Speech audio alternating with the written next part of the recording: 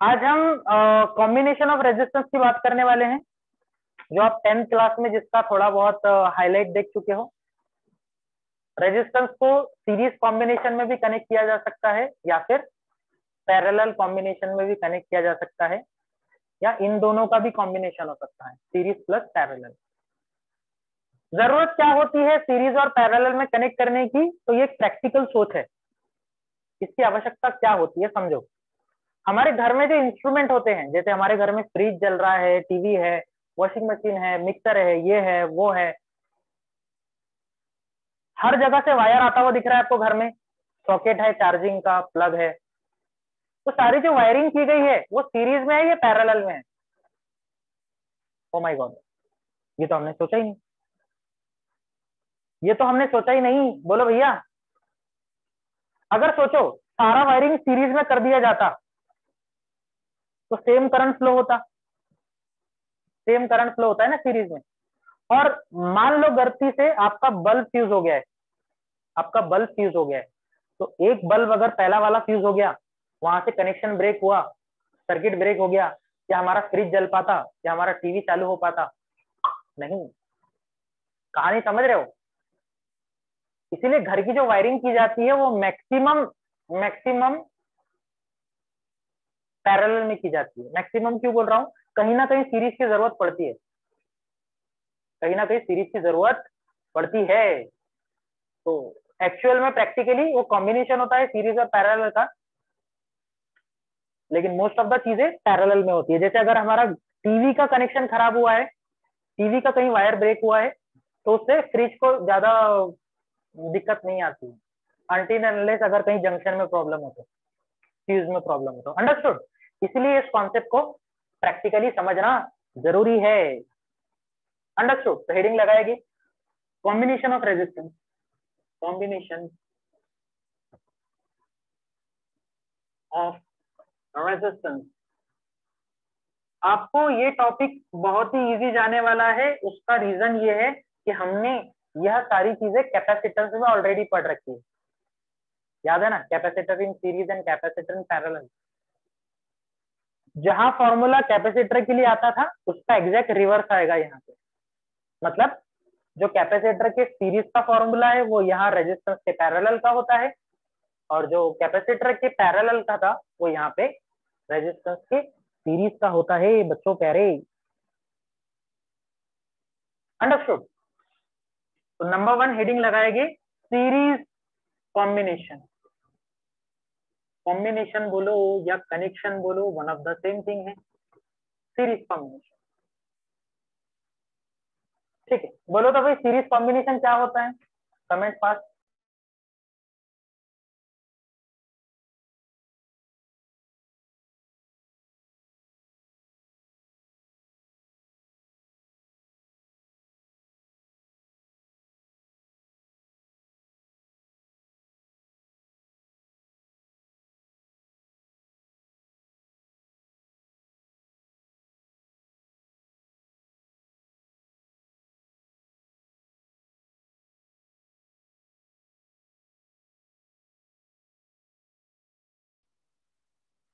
भाई कुछ लोगों ने आंसर मुझे दे रहे हैं कि सर एक के बाद एक रजिस्टर लगाओगे तो सीरीज में होते हैं। बेटा ये स्कूल लेवल तक बात ठीक थी, टेक्निकली ये बात बहुत ही गलत है, ये सेंटेंस बहुत ही रॉन्ग है कि सर एक के बाद एक लगाओगे ना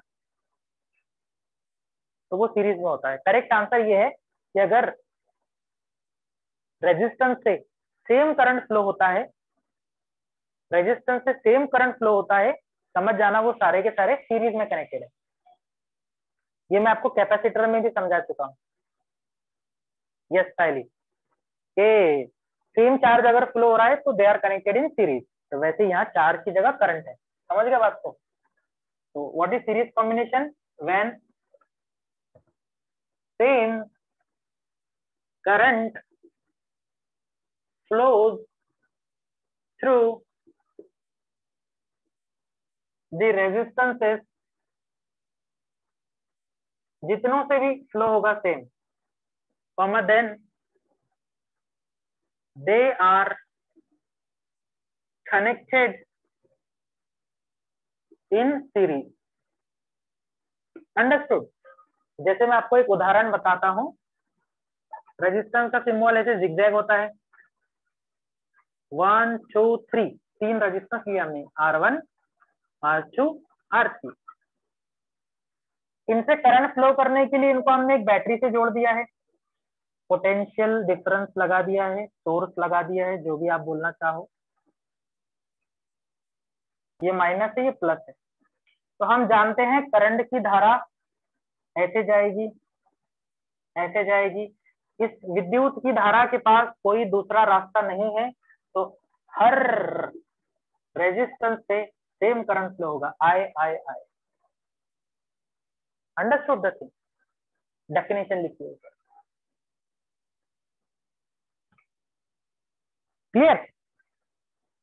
और ओम्स लॉ के अकॉर्डिंग हमारे इस पहले वाले रेजिस्टेंस ने कितना वोल्टेज कंज्यूम कर लिया है, V equal to I R, V equal to I R. I will write V1 IR1, V2 IR2 and V3 IR3। Yes sir no? बोलने का मीनिंग ये है कि पॉइंट नंबर 2, पोटेंशियल डिफरेंस या potential get divided in series combination. कि भैया जी series combination में जो भी आप वोल्टेज लगाते हो वो रेजिस्टेंस के आधार पर डिवाइड हो जाता है। देखो V1 V2 V3 कितना डिवाइड होता है, तो अगर ओम्स लॉ को अगर चेक करो और I अगर कांस्टेंट है, दिख रहा है ना, I सेम है, तो V directly proportional to R माना जाएगा कि भाई जितना बड़ी वैल्यू का रेजिस्टेंस होगा वो उतना पोटेंशियल ड्रॉप ले लेगा अपने आप। बड़ा रेजिस्टेंस बड़ा ड्रॉप, बिगर वोल्टेज। अंडरस्टूड कहानी? V directly proportional to R, V directly proportional to R। हाँ या ना? बोलो भैया।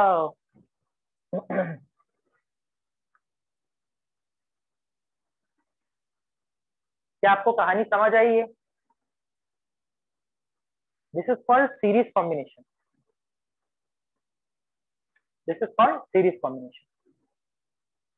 ठीक, एक नोट करके एक बात समझो कि सीरीज कॉम्बिनेशन का जो इक्विवेलेंट रेजिस्टेंस होता है वो कैसे निकाला जाता है? By adding all the resistance, R1 plus R2 plus R3। इसको आप R इक्विवेलेंट भी बोलते हैं। इक्विवेलेंट मतलब सबको समअप करके एक बना दिया, तीनों को समअप करके एक। ये तो मैंने 3 का एग्जांपल लिया है, आप चाहे 10 ले सकते हो, आप चाहे 10 ले सकते हो। कहानी समझ आई? This is called series combination. Take a note of it. तो थोड़ी और डिटेल में बात बताता हूँ, यहाँ तक तो आपको स्कूल लेवल पे ही बताया गया होगा। मैं आपको जरा नीट और जेई लेवल्स पे बात बताता हूँ, मेरा काम वही है। I try to explain each and everything. ठीक है, 0 लेवल से लेकर किस लेवल तक आपको रिक्वायर्ड है, और जो जो चीजें मैं ले रहा हूँ ध्यान से सुनना। These are directly related to your final exam. इसके बाहर से क्वेश्चन नहीं आएगा, 100% नहीं आएगा। तो जो जो मैं आपको कॉन्सेप्ट सिखा रहा हूँ वो सारी चीजें कवर करती है, उसका प्रैक्टिस करो। जो क्वेश्चन मैं ग्रुप पे डालता हूँ या जो आपको वीडियोस डाले जा रहे हैं उसको देखो, और कुछ भी नहीं छूटेगा। In easy language I am trying to explain. मेरा काम ये नहीं है कि छोटा मोटा पढ़ा दो, हाँ भाई ये स्टेट बोर्ड लेवल तक हो गया, इसके बाद नहीं। कहानी मेरी यहीं से शुरुआत होती है। स्टेट बोर्ड तक के तो सभी आपको पढ़ाएंगे, जरा अच्छे लेवल पे पढ़ना है। इसके बाद के क्वेश्चन अभी जो मैं आपको पॉइंट लिखा के दूंगा ना, और कोई रॉकेट साइंस नहीं है, एनीवन कैन डू। आपके अंदर बहुत पोटेंशियल है, हमारे अंदर बहुत पोटेंशियल हो सकता है। जब एक ऐसा इंसान जिसको खाने के लिए खाना नहीं, पीने के लिए पानी नहीं, वो लोग जब मेडल ला सकते हैं हमारे कंट्री के लिए, तो हम हमारे पेरेंट्स के लिए इतनी फैसिलिटी होने के बावजूद रोना नहीं रो सकते हैं? ठीक है, कि ये समझ नहीं रहा है, ये नहीं हो रहा है, वो नहीं हो रहा है, ये सब्जेक्ट नहीं हो रहा है। Work hard, work hard is the key. Teachers are just the guideline, teacher are just the guideline. हम आपको एग्जाम में लिखवा के नहीं देंगे कि बेटा ये लिख करके, समझ रहे हो? हर चीज का एक गाइडलाइन होता है। जैसे हम तैरना सिखाते हैं तो स्विमिंग तुम्हें ही करनी है, वी जस्ट हम गाइड कर सकते हैं, ऐसा करना है, वैसा करना है, ये हाथ 10 बार मारना है, वो 5 बार मारना है, समझ रहे हो? इधर नहीं जाना, उधर नहीं जाना। जो फॉलो करेगा वो सीख जाएगा। जैसे ही होता है ना, क्लास में 50 बच्चे होते हैं, 50 में से 20 का रिजल्ट टॉप पे आता है, कुछ का एवरेज आता है, कुछ का बिलो एवरेज आता है। टीचर सेम था, कहानी सेम थी, रिजल्ट अलग अलग क्यों है? रीजन वही है, कुछ लोगों ने उसको सिंसियरली लिया था और कुछ लोगों को लगता है यार टीचर का काम ही है बोलना, हमारा काम ही है सुनना, पेरेंट्स का काम ही है बोलना। आगे चल के थोड़ा पछतावा होता है, और जितना आगे जाओगे तो और ज्यादा पछतावा होता है। लाइफ में रिस्पॉन्सिबिलिटी बढ़ते जाती है। एक बात याद रखना, लाइफ में स्ट्रगल कभी खत्म नहीं होता है, और खत्म होना भी नहीं चाहिए। जिस दिन स्ट्रगल खत्म हो गया, लाइफ का मजा खत्म हो गया, मीनिंग खत्म हो गया, वो लोगों को फ्रस्ट्रेट माना जाता है।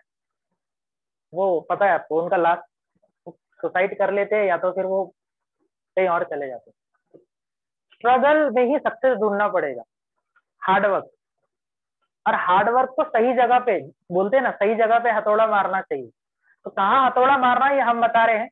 आपका काम है हैमर उठाना और मारना, वरना आप बोलोगे सर हैमर भी उठा के दो, मार के दो, मैं अंदर जाता हूँ ताला तोड़ के, वो ताला टूट भी गया तो अंदर कुछ नहीं मिलने वाला है। सारी कहानी समझ में। तो be curious, subject are like a medicine. जैसे कैप्सूल खाते समय मजा नहीं आता है, वैसे सब्जेक्ट पढ़ते हुए मजा नहीं आता है, ये नेचुरल सी थिंग है। अच्छी चीजों में बिल्कुल मजा नहीं आता इंसान को। When you do the negative thing, आपको ऑटोमेटिक मजा आने लगेगा।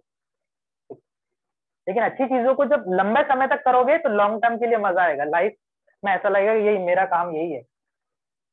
ठीक है, सो इट्स योर चॉइस आपको कहाँ जाना है। ठीक है, हमारा कर्तव्य है आपको बताना, और we will be very happy if you take it very seriously. चलो ध्यान से सुनो और एंजॉय करते करते सीखो यार, इसमें कोई ऐसा नहीं है कि यार बीमार रहकर पढ़ना है। ठीक, चलो कुछ बातें नोट करके बताता हूँ, ध्यान से सुनना, ध्यान से सुनना। आसान भाषा में हम फॉर्मूला बनाएंगे। ठीक, मान लो, क्या मान लो, हमारे पास 3 रजिस्टर है, 2 ही मान लेते हैं, हमारे पास 2 रजिस्टर है। देखो बच्चों, फॉर्मूला बनाने जा रहा हूँ, दोनों के अक्रॉस टोटल पोटेंशियल लगाया मैंने V, टोटल पोटेंशियल V लगाया है। अब आपको कहानी पता है कि यह पोटेंशियल डिवाइड हो जाएगा क्योंकि ये सीरीज कॉम्बिनेशन है। थोड़ा बहुत रहेगा V1, थोड़ा बहुत रहेगा V2। Yes sir no? आप बता सकते हो V1 का वैल्यू क्या रहेगा? तो आपको समझ आया होगा सर, V1 का वैल्यू रहेगा IR1। किसी के मन में कोई शंका? बाय ओम्स लॉ, किसी के मन में कोई शंका? By Ohm's law V is equal to IR, पहले वाले। अब दूसरे वाले से नहीं। अब पूरे सर्किट का वोल्टेज कितना रहेगा? पूरे सर्किट का वोल्टेज तो आपको दिख रहा है, पूरे सर्किट का वोल्टेज V है। पूरे सर्किट में एक ही करंट नाचता हुआ दिखाई दे रहा है, I। और पूरे सर्किट का रेजिस्टेंस कितना है बच्चों? कह रहे R1 प्लस R2, सीरीज होने के कारण। बोलो आपको दोनों इक्वेशन समझ आई? पहला इक्वेशन पहले रेजिस्टेंस के अक्रॉस है, दूसरा इक्वेशन टोटल सर्किट के अक्रॉस है। मैं ऐसा क्यों कर रहा हूं ये भी बताऊंगा। दोनों को डिवाइड कर दो, दोनों को डिवाइड कर दो, 1 डिवाइडेड बाय 2। 1 और 2 को डिवाइड करोगे तो V1 अपॉन V हो जाएगा, बोलो जल्दी से, IR1 divided by I in bracket R1 plus R2। I से I मर जाएगा, V को क्रॉस मल्टीप्लाई करो तो फॉर्मूला बना R1 upon R1 plus R2 into total voltage. This formula is very important for solving the problem इसे बोला जाता है पोटेंशियल डिवाइडर रूल। क्या बोला जाता है? Potential divider rule. ज्यादातर लोग इसको डायरेक्ट फॉर्मूला लिखा के देते हैं कि प्यारे बच्चों ये पोटेंशियल डिवाइडर रूल है, इसको ऐसे लिखते हैं कि पहले का क्रॉस का पोटेंशियल इज इक्वल टू पहला resistance divided by total resistance into total voltage. लेकिन कहानी ऐसे बनती है, रिमेंबर ये रखना। अंडरस्टूड? तो देखो, जिसके अक्रॉस पोटेंशियल चाहिए वही रेजिस्टेंस लिखना, divided by total resistance into total voltage, into total voltage. For example, अगर हमने 20 वोल्ट का बैटरी लिया, एक मैंने 2 ओम का रेजिस्टेंस लिया है, एक मैंने 4 ओम का रेजिस्टेंस लिया, तो बताओ वोल्टेज कैसे डिस्ट्रीब्यूट होगा? ये थोड़ी बहुत कहानी मैंने सेम कैपेसिटर में भी समझाई थी, वहां फॉर्मूला उल्टा हुआ करता है इसका। बोलो जल्दी से। पहले के अक्रॉस रहेगा R1 बोले तो 2 अपॉन R1 प्लस R2 बोले तो 2 प्लस 4 6, और टोटल वोल्टेज है 20। 2 अपॉन 6 हो जाएगा 3, हमारा आंसर आएगा 20/3।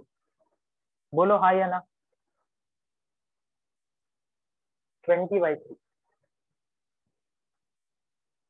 Understood this? तो V2 का वैल्यू कितना आएगा? V2 का मतलब पूरे वोल्टेज में से V1 माइनस कर दो, पूरे वोल्टेज में से V1 माइनस कर दो। पूरा वोल्टेज 20 है और V1 का वैल्यू 20/3 है। 3 एलसीएम ले लो, ये हो जाएगा 60 माइनस दिस 40/3। ये मैंने आपको उदाहरण बताया है कैसे प्रश्न आते पोटेंशियल डिवाइडर रूल पे। सर्किट सॉल्व करने की टेक्निक है ये। समझ गया होगा तो सभी लोग से रिप्लाई की आवश्यकता है, फटाफट रिप्लाई करेंगे और इसका स्क्रीनशॉट ले लेंगे।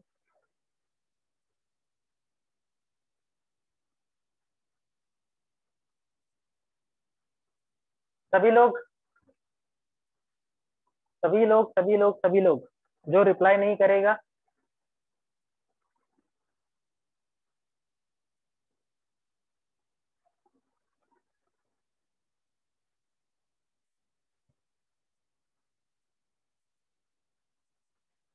क्लियर है भाई? और दूसरी इंपॉर्टेंट बात, आपका मेन एम अगर जेई है, अगर आपको सच में कॉम्पिटिटिव एग्जाम करना है, तो कॉम्पिटिटिव में शब्द छुपा है कॉम्पिटिटिव, कॉम्पिटिशन मतलब रेस लगी हुई है। मुझे बताओ, रेस करना मतलब ये नहीं है कि लाइन को पार कर लेना। जैसे अगर 100 मीटर की रेस है,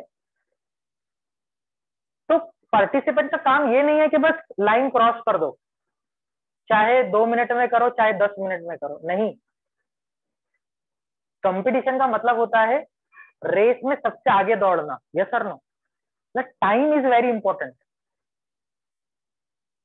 मेरे बोलने का मीनिंग ये है कि अगर आपके सामने क्वेश्चन आता है और आप उसको सॉल्व करते हो धीरे धीरे हौले हौले 15 मिनट में एक क्वेश्चन, क्या उसका कोई इंपॉर्टेंस है?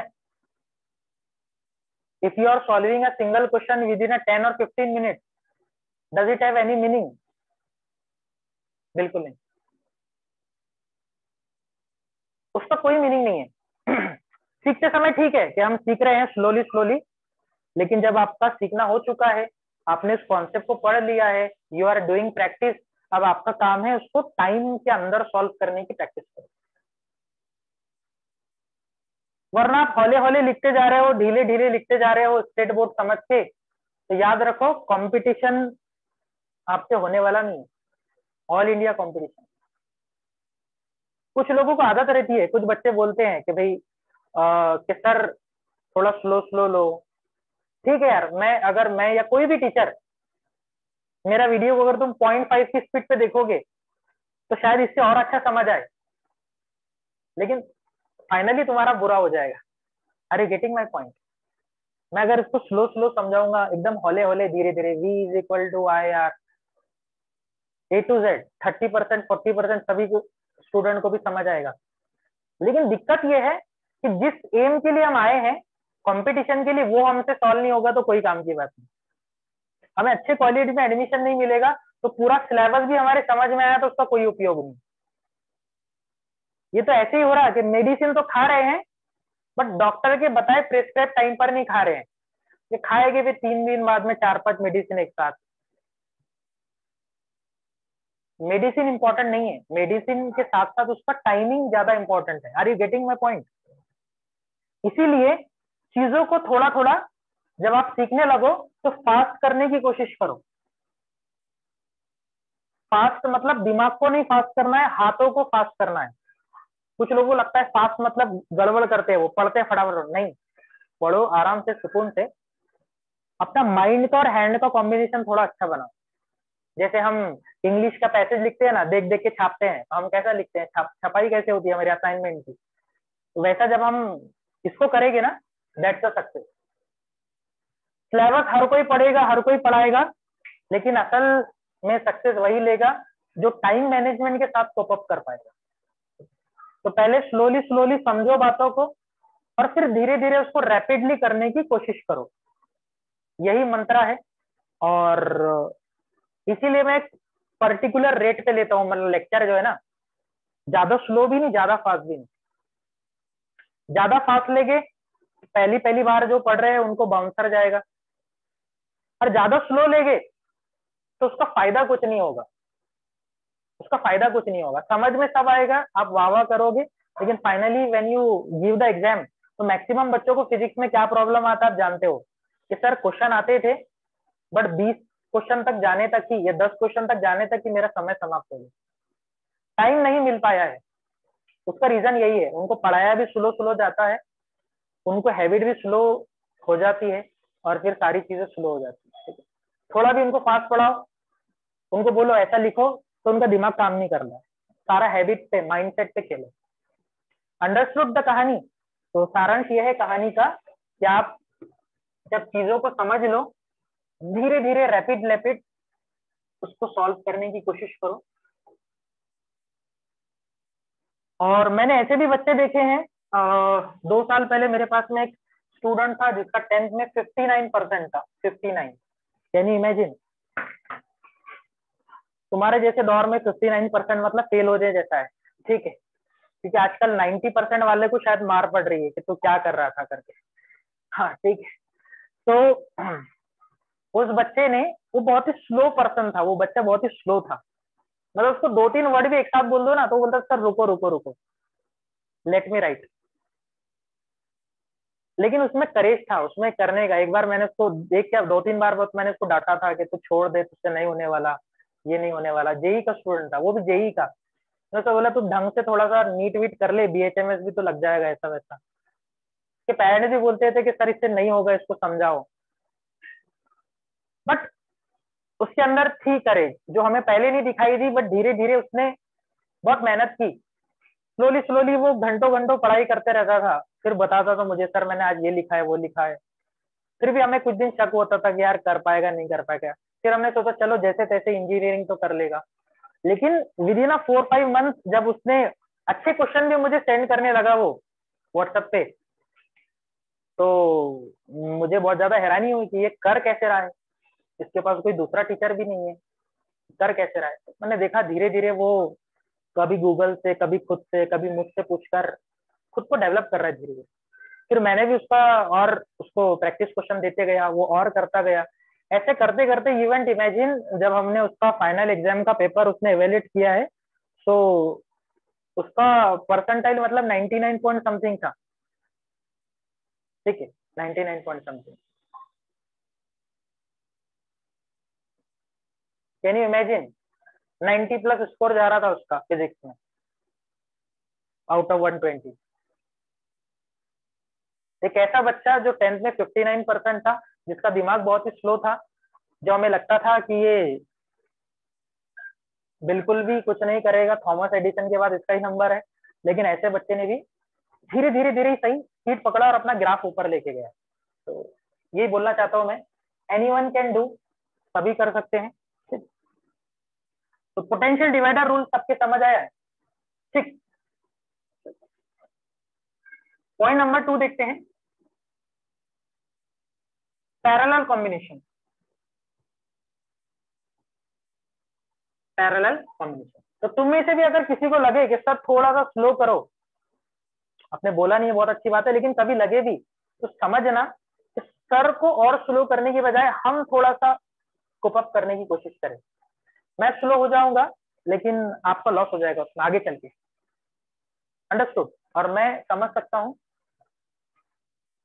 कि आपको किस लेवल पे पढ़ाना है। We are doing a competitive exam, parallel combination. बच्चों प्यारे, पैरेलल का मीनिंग होता है कि अगर हमारा करंट ब्रांचेस में डिवाइड हो जाए, अगर हमारा करंट रेजिस्टेंस की ब्रांचेस में डिवाइड हो जाए अलग अलग, जैसे हमारे फ्रिज में अलग करंट जा रहा है, बाजू वाले रूम के मिक्सर में अलग जा रहा है, टीवी में अलग जा रहा है, तो ऐसे कॉम्बिनेशन को माना जाता है पैरेलल ग्रुपिंग या parallel combination. Understood?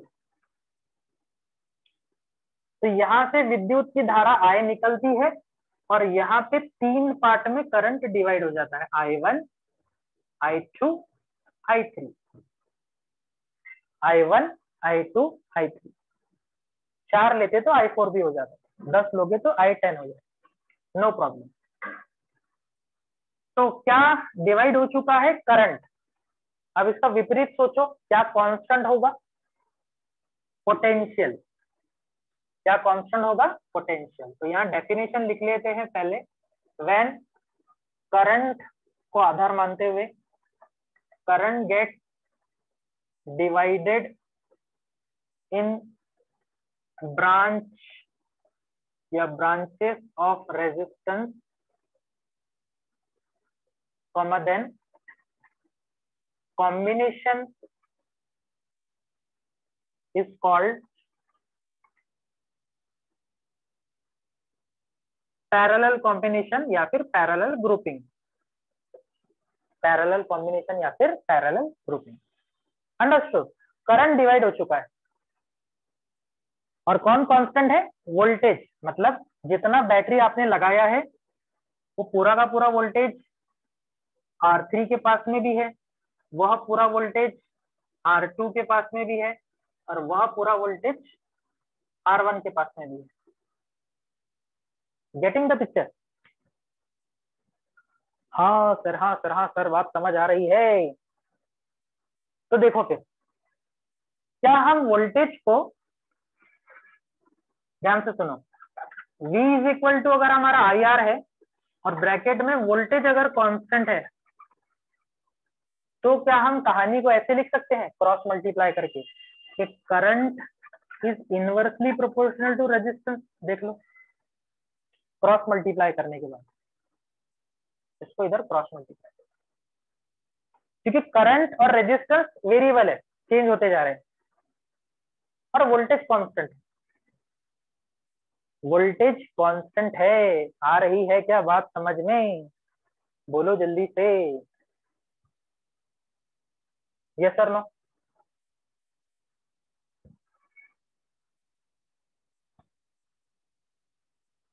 Clear clear clear clear clear?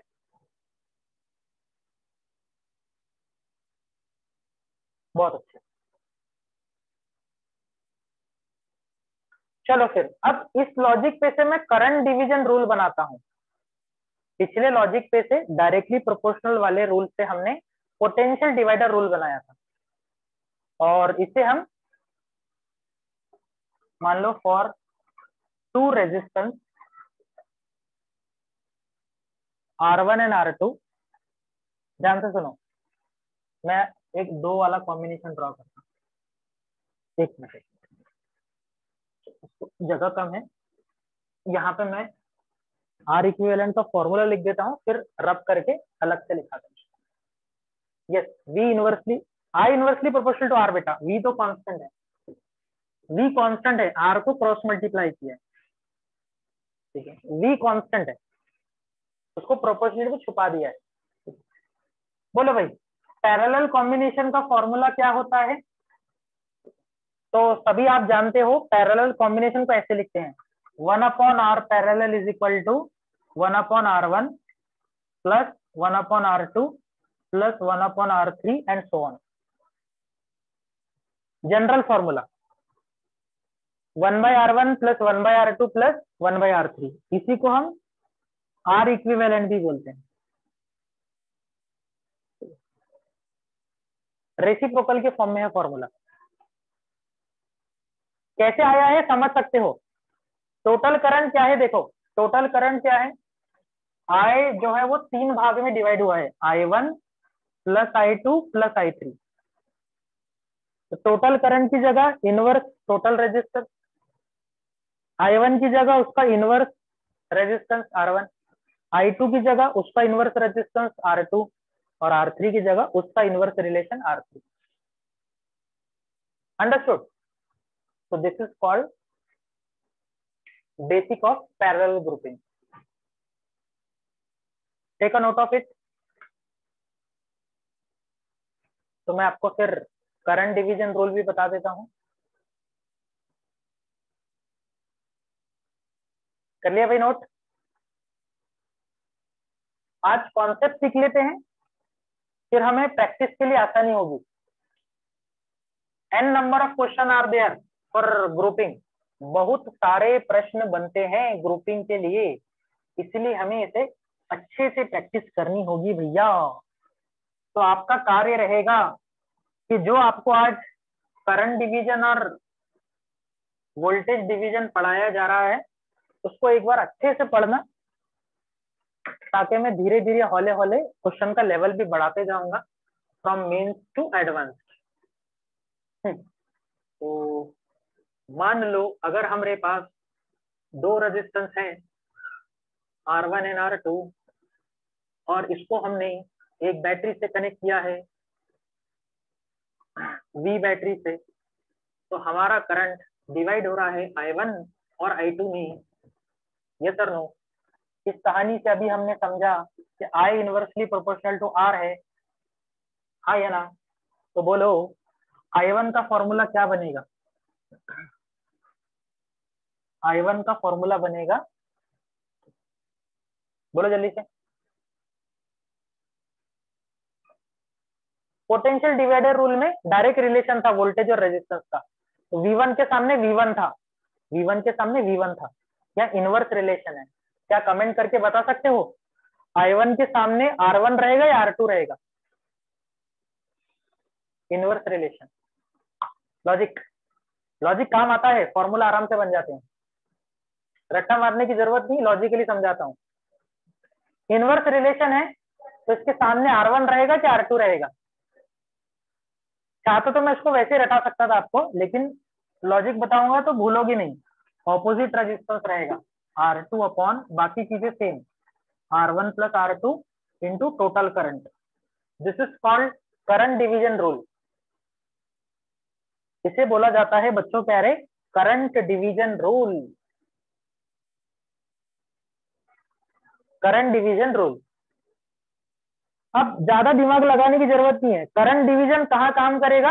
जहां करंट डिवाइड होता है, पैरेलल। वोल्टेज डिवाइडर कहाँ काम करेगा? जहां वोल्टेज डिवाइड होता है, सीरीज। कोई याद रखने की आवश्यकता नहीं। बोलो हाँ या ना?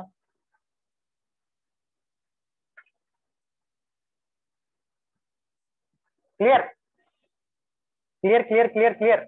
एक और शॉर्टकट नोट करके लिखो। फॉर टू रेजिस्टेंसेस, दो रेजिस्टेंस के लिए आर इक्विवेलेंट क्या होगा? 1 upon R1 plus 1 upon R2। Cross multiply करके रेसिप्रोकल लो तो आप जानते हो, 10th क्लास में भी पढ़ा है, शॉर्टकट होता है दो के लिए प्रोडक्ट अपॉन एडिशन। क्या होता है बच्चों? Product upon addition. Only for two resistance, खाली दो रेजिस्टेंस के लिए शॉर्टकट है ये, प्रोडक्ट अपॉन एडिशन। इतनी भाषा समझ आ गई होगी तो take a screenshot and give me an reply कि आप इसको कंज्यूम कर रहे हो।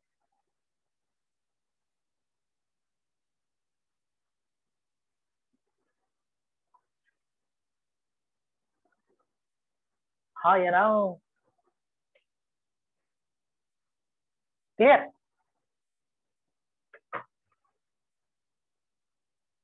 चलो फिर last point for today, note करके आखिरी पॉइंट आज का, for n number of same resistance, हमारे पास सेम रेजिस्टेंस है आर नाम का, आर नाम के n नंबर ऑफ रेजिस्टेंस है, n कुछ भी हो सकता है, 10 20 50, R R R R same value का, for n number of same resistance. Series का फॉर्मूला क्या होगा, जल्दी से बोलो। आर सीरीज क्या होता है, addition, R plus R plus R plus R, कहाँ तक, एन आर तक। यस और नो, यस और नो। और बच्चों प्यारे, आर पैरेलल का फॉर्मूला क्या होता है, 1/r plus 1/r plus 1/r, कहाँ तक, एन नंबर। इसका रेसिप्रोकल लो तो आरपी का वैल्यू बन जाएगा R by N, R by N. Understood. अब इन दोनों का रेशो ले लो, अब इन दोनों का रेशो ले लो। तो जब बच्चों प्यारे इनका रेशो लिया जाएगा सीरीज अपॉन पैरेलल का, तो रेशो लेने पर आर आर कैंसिल हो जाएगा, देखो, और नीचे का एन ऊपर चला जाएगा, आई वांट टू से एन स्क्वायर हो जाएगा। तो लास्ट में जो डब्बे में डाला हुआ रिजल्ट है वो काफी महत्वपूर्ण है, और वो तभी एप्लीकेबल है जब आपके पास सेम टाइप के रेजिस्टेंस होंगे। फॉर एग्जांपल आपको क्वेश्चन ऐसे आएगा कि 10 ओम के हमारे पास में 12 रेजिस्टेंसेस है, 10 ओम के हमारे पास में 12 रजिस्टर है। पहले हमने उनको सीरीज में जोड़ा, बाद में हमने उनको पैरेलल में जोड़ा, तो बताओ उनके रेजिस्टेंस का रेशो क्या होगा। तो शॉर्टकट है एन स्क्वायर, एन बोले तो नंबर, 12 का स्क्वायर 144। वेरी गुड, क्लियर है भाई। So this is an practical approach, Ohm's law के प्रॉब्लम को कैसे अप्रोच किया जाता है, और कल से हम इस पे क्वेश्चन सॉल्व करेंगे। बट उन प्रॉब्लम को सॉल्व करने के लिए प्रॉब्लम नहीं आनी चाहिए, उसके लिए आप इस टेक्निक पे ध्यान दो कैसे करना है। Clear. So do the reply please.